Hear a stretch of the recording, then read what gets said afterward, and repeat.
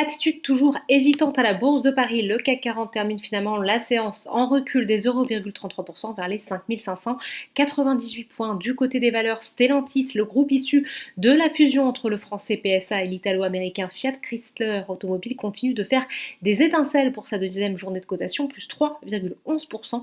UBS initie le suivi du titre avec une recommandation d'achat et un objectif de cours de 21 euros. Il n'y avait pas qu'une étoile qui brillait en bourse aujourd'hui.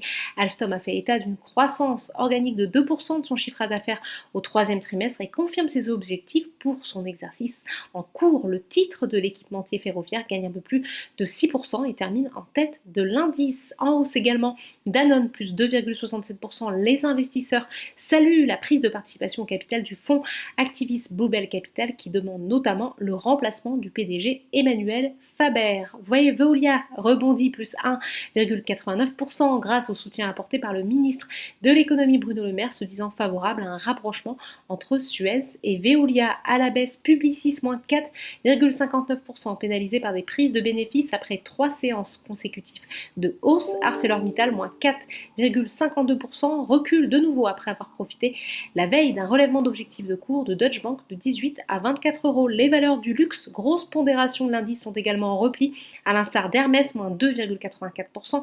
Sur le SBF 120, c'est Ipsen qui progresse de 3,66%. Soitec est également en hausse. Le groupe présentera jeudi après bourse son chiffre d'affaires du troisième trimestre. A contrario, Covivio recule. Barclays a en effet abaissé sa recommandation à sous-pondéré contre surpondéré et revoit son objectif de cours à 64 euros contre 73.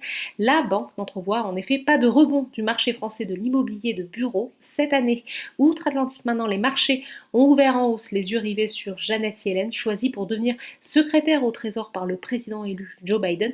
Elle est actuellement auditionnée par la Commission des finances au Sénat. Si elle doit plaider en faveur d'un nouveau plan de relance de l'économie américaine, elle a d'ores et déjà annoncé qu'il faudra revoir la politique fiscale initiée par Donald Trump. Voilà, c'est tout pour ce soir. N'oubliez pas, toute l'actualité économique et financière est sur Boursorama.